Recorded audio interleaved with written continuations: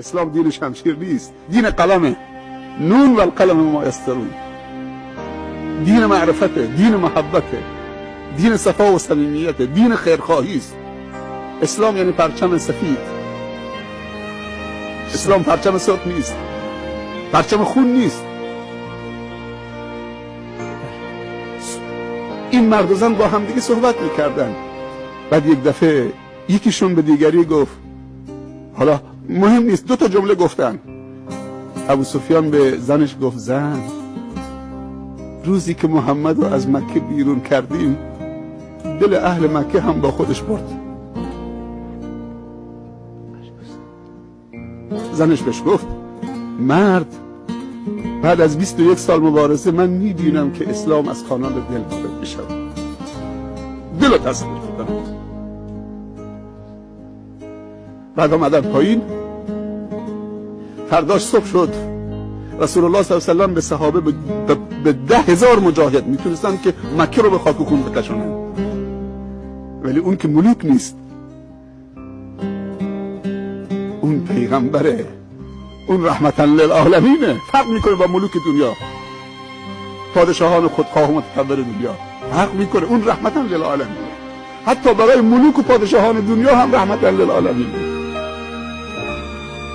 گفت کسی شمشیرش نشونه کسی نده تو مکه که اون حب انتقام بیاد. شمشیرها تو غلاف.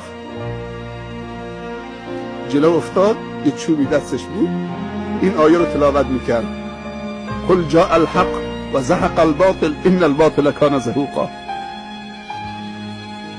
بگو حق آمد، باطل نابود شد، ناپدید شد. ان الباطل کان زهوقا. حق مندگاره و باطل ناپایداره. بعد وارد شد، رفت با همون چوبی که دستش بود فکر جاهلی رو سرنگون کرد. اونجا بت‌ها رو سرنگون کرد. بت یعنی چی؟ یعنی افکاری که تبدیل به بت شده بود در درونشون، بعد تبدیل به سنگ شده بود. اول این بت‌ها در درونشون شکل گرفته بود، بعد آمده بود بیرون. بعد میزد تو شکم بت‌ها، سرنگونشون میکرد و میگفت قل جاء الحق و زهق الباطل ان الباطل کان زهوقا. بعد رفت روی پله بالا ایستاد، خطبه خوند، سخنرانی کرد، موعظه کرد. حالا اهل مکه همه ایستادن.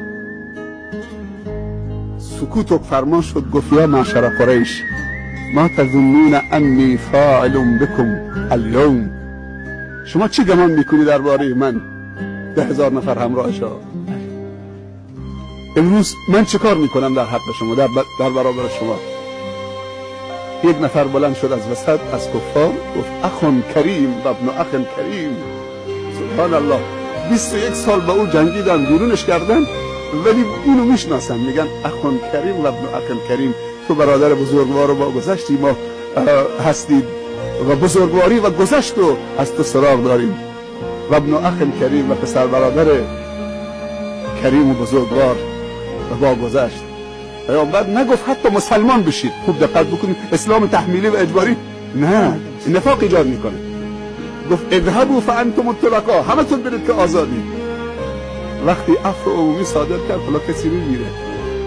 گفتن این عظمت فقط در اسلام.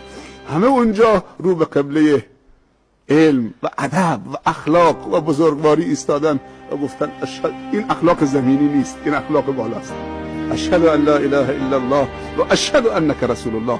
جالبتر از این، ما وقتی کسی به ما بد کرده بعد ضعیف می شود، ما انتقام از او میگیریم، اما پیامبر صلی الله علیه و سلم از این صاحب منصبان انتقام نگرفت.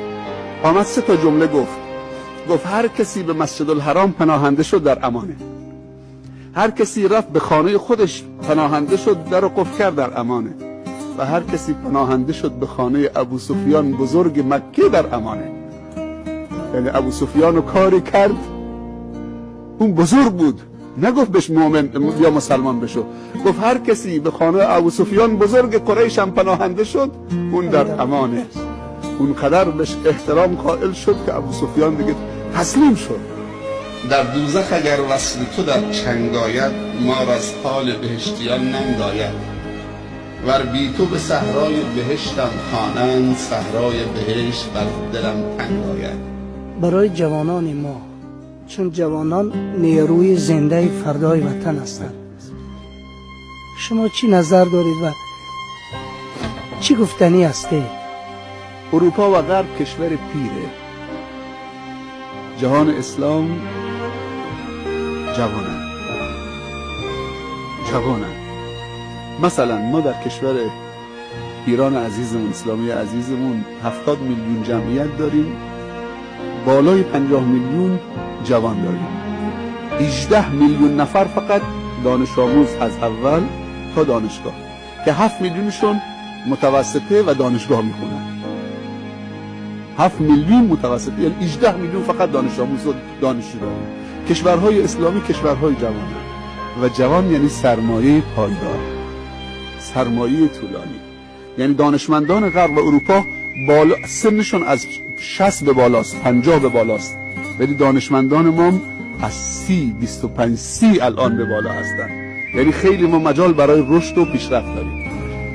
صحبت من اینه که دید ما و دید اسلام به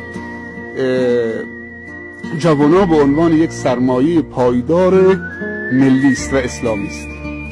خب جوانا دیگه خودشون تشخیص بدن که این دید ماست. امید ما یعنی جوان و نسل آینده.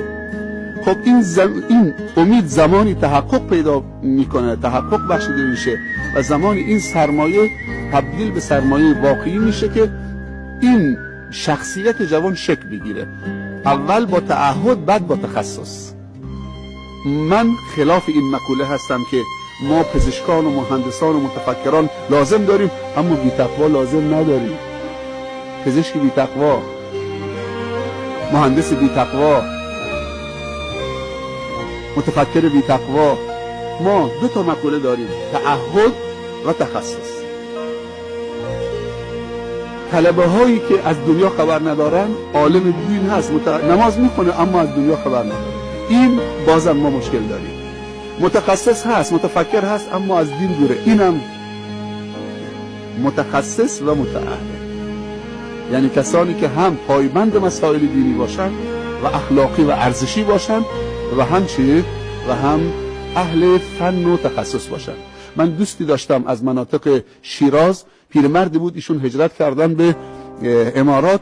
ایشون تعریف میکرد از فرزندانش، میگفت روزی که فرزندانم میخواستم بفرستم آمریکا برای تحصیل، 3 تا پسر دارم.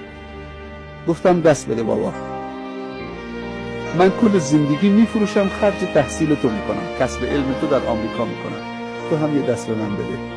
وقتی رفتی اونجا فقط درس بخونید، نرید اونجا کاباره، بار، سیگار بکشید، رقص بکنید، نمیدونم دیسکو برید، کارهای دیگر بکنید، بعدم یک زن مسیحی با خودت بیارید تو به عنوان همسر. دنبال علم باشه، دنبال علم. دیگه پسرم دکترای ژنتیک گرفت، یک نخ سیگار در اون 15-16 سالی که او تو آمریکا بود که همه چی آزاده، یه نخ سیگار نکشید. بعد سیگاری نشد، سیگاری هم نشد، دکترای ژنتیک گرفت، برگشت گفت بابا منو داماد کن. یکی از دخترای مؤمن منطقه خودمون، هم دین خودمون، هم کیش خودمون. 2 تا پسرام دیگه رفتن آمریکا، دکترای شیمی گرفتن آمدن، لب به سیگار نزدن. 3 تا پسر، یک دکترای ژنتیک، 2 تا دکترای شیمی، مؤمن. میگفت این سرمایه. من تعهد دادم، اونام تعهدشون عمل کردن، درس خوندن، برگشتن، هر 3 تا پروفسور شدن. من توصیه من اینه که جوانان درس بخونن، مطالعه مفید داشته باشن، وقت بذارن برای درس خوندن، هدفمند درس بخونن و